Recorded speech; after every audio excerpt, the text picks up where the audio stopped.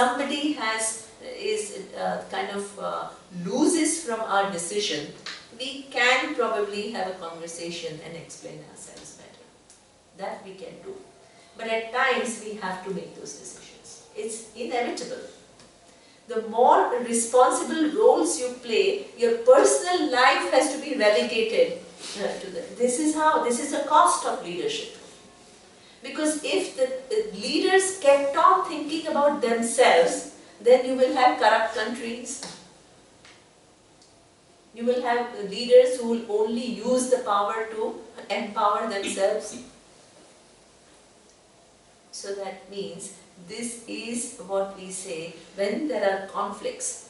Now, not only he kind of worked not only to disadvantage of Sita, he himself suffered a lot as a result. He was not having a good time with some other woman. Please don't think that. He was totally committed to Sita. He really missed her. That is the depiction of character. The depiction is not like, yeah, now she is gone, let me have fun, I am the king. Anybody who I desire is with me. That was not his attitude. He suffered too. Nobody thinks about that. But he was willing to go through that suffering in order to honor a larger. Because the message that you give, which is that loyalty is something which is to be valued. That is the message. And there's a societal value. It's not like, yeah, I'm with you till I'm having fun and I get tired, so now let's move somewhere else. That is not the message. If the society is based on those values, there is tremendous suffering. So a king or a statesman has to be a role model. And in order to be that role model, you have to undergo some personal sacrifices. The second time he acted, which was also against his self-interest, was when his father Dashrath, he had given boon to his wife Kaikai and said that whatever, because in one war Kaikai saved his life. So he says, you will have 2 boons. Then she didn't encash the boons at that time. Then when Rama was going to be the king, just the day before, she says, I want to encash 2 boons. What? Rama goes to the forest and Bharat, my son, becomes the king. Now, Dashrath was shocked initially. He pleaded to her and said, you please don't be so unreasonable and all. But she didn't give in. So she just stuck to this. Then Dashratha, being the clever person, he gave Rama a choice. He says, I am bound by my boon, but you can always say that is between you two. I don't care. He gives him a choice. And he says, you can say that, hey, I'm rightfully the eldest son and the whole nation wants me to be the king and I'll be the king. Dashratha tells him, you have a choice, whether to honor my word to her or to what? Disobey. It's fine.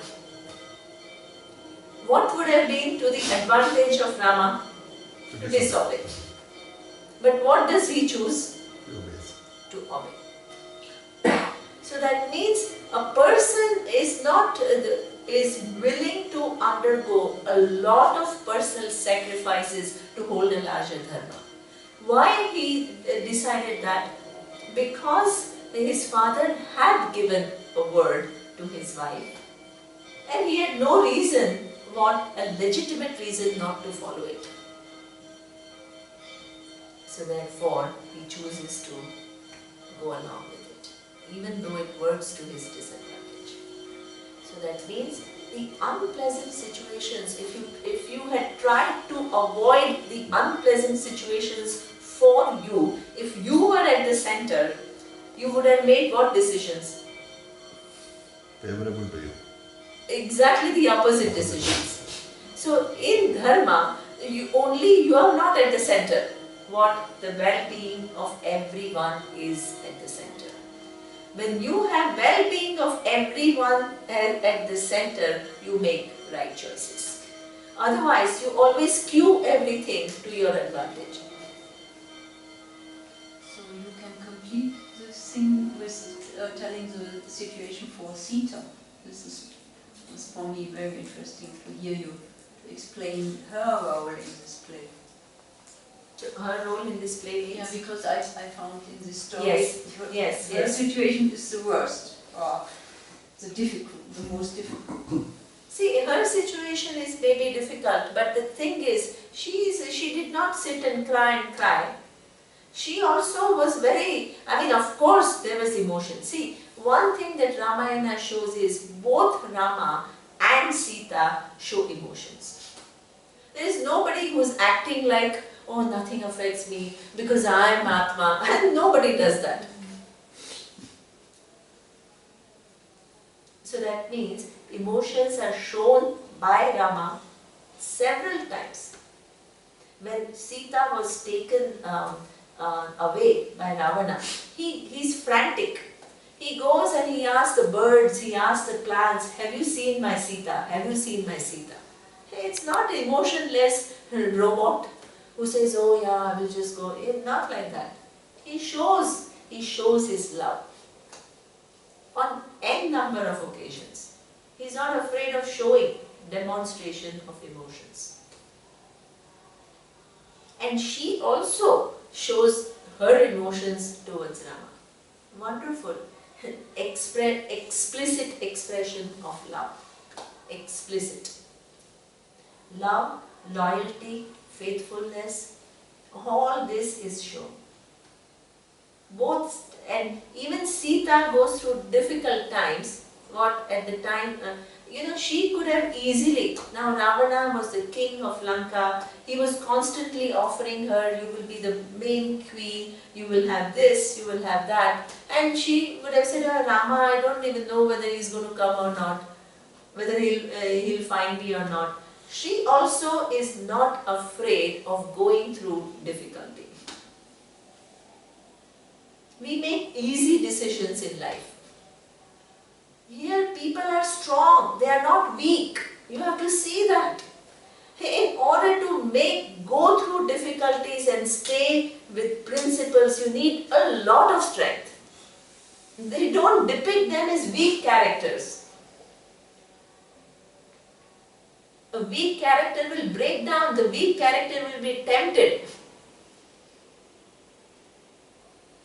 These are incredible characters. She is not a victim. She is a strong woman.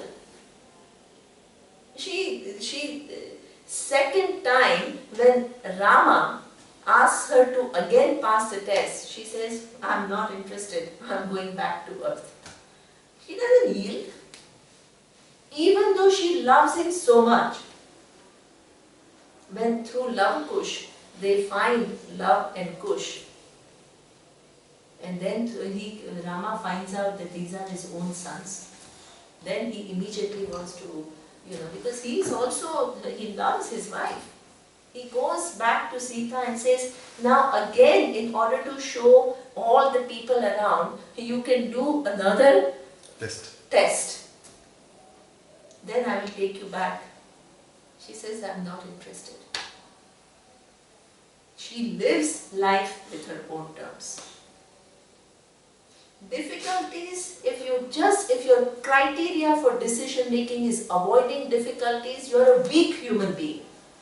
If in spite of difficulties you can stand your ground, you are a strong human being. All the characters, both the characters in Ramayana, Sita and Rama, are living life with principles. They have that inner strength. And at some point they will not compromise. And at the same time, they are not afraid of showing their emotions. Exalted beings. Can I ask a question? So, I think, what is the question? Only the last thing that Sita decided to go back to Earth means the picture of she kills herself, or what means? No, she says she comes from Earth and she goes back to Earth. She uses her free will not to yield. Even though she loved Rama and should have loved to go back with him, she says, I've done my test, now I'm not interested. That means she stands her ground. It's not like whenever you want to tell down next test. It's not like that. See, this is where the strength of the person, I am willing to do it once, but I'm not willing to do it the second time. You live life with your own terms. But that doesn't mean she went around and she, while, that, oh, now Rama has abandoned me, so let me have fun with it. It's none of that. So that means she came, in fact she was found from the earth and she goes back to the earth. In fact, the earth opens for her. It's not that she decides to kill herself. The earth opens for her to honor her. And all the devatas are showing flowers. Because this is a person of integrity, this is a person of principles, and this is a person who has strength. Why would she have done that then? If she understood why Ram's compulsions were, what Ram's compulsions were, why would she feel this need to... I mean, I understand why, but like, I'm just questioning it as well. Yeah.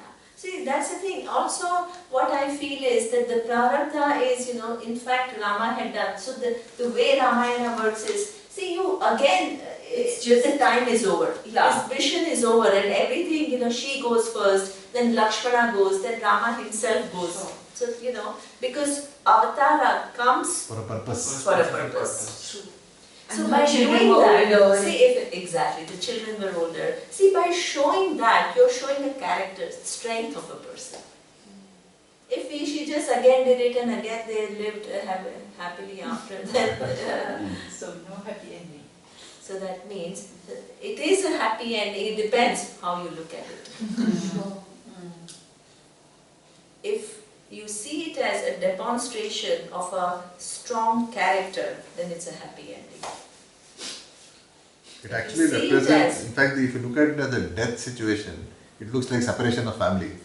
But if you look at it from where we came from, we are all going to go back as a natural process, which we all do. It's just representative. It's not a big deal that people are going back. Like elements are there, you're going back. That's the point, is saying how they lived their life and what they chose is the relevance.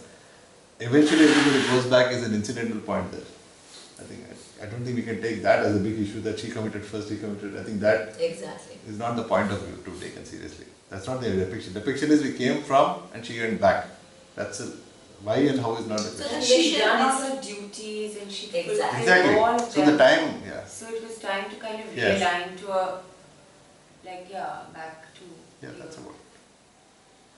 We don't know exactly what age, etc. it was. See, right? all So that it's we all don't. left quite vague. Yeah.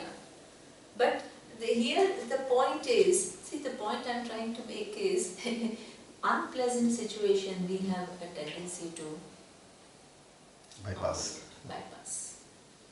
And no growth takes place by bypassing.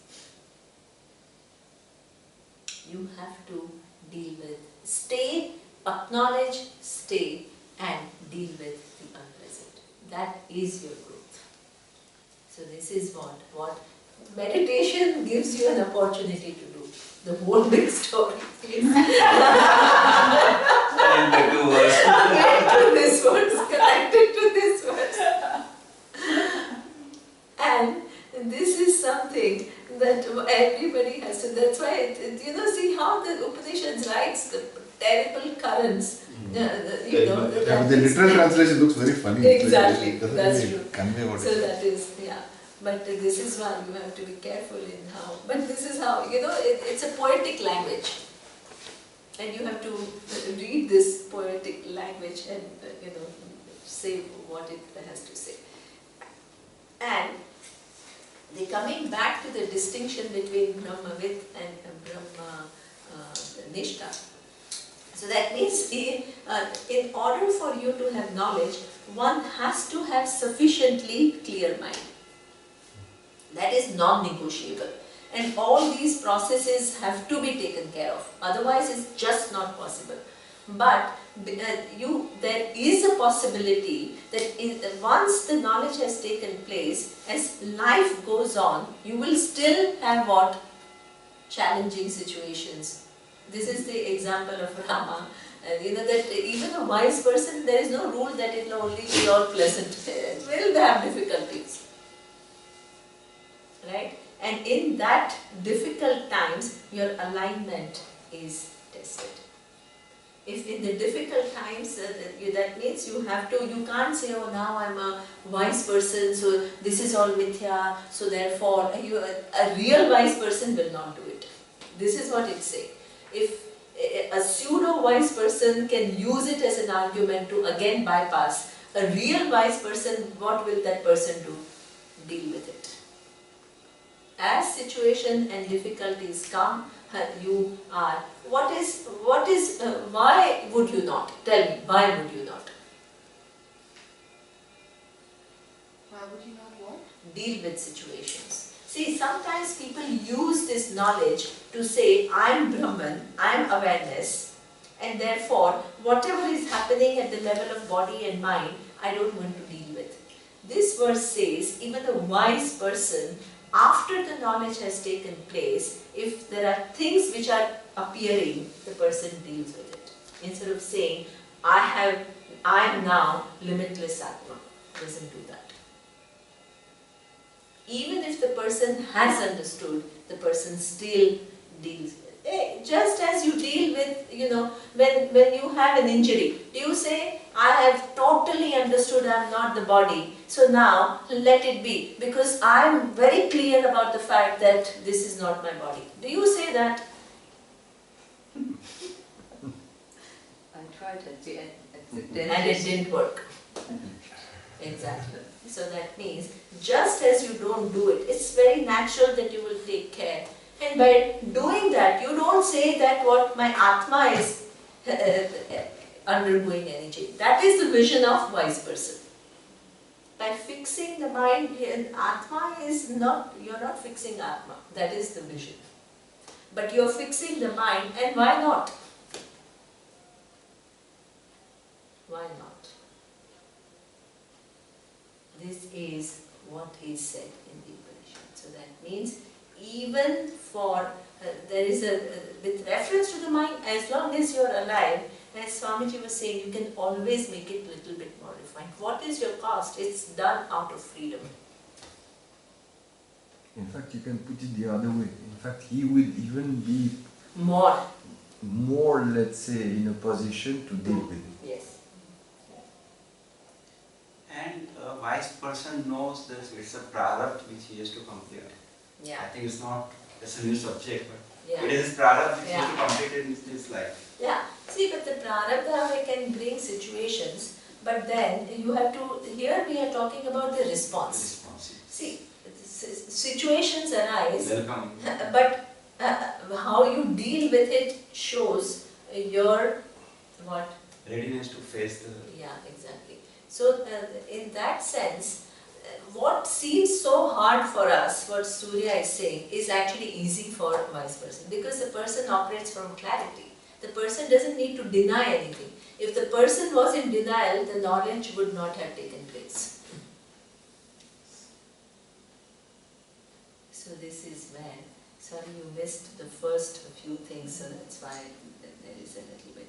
See, the wise person is the one who knows that I am not the body and I am not the mind. So in spite of knowing that, it doesn't mean the person begins to be indifferent to what is happening to the body and mind.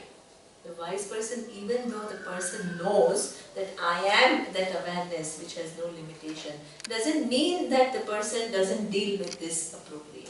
Whatever needs to be done, the person does it. Yeah? It's clear? So now we will see tomorrow. So, Om Purnamadav Purnamidam Purnam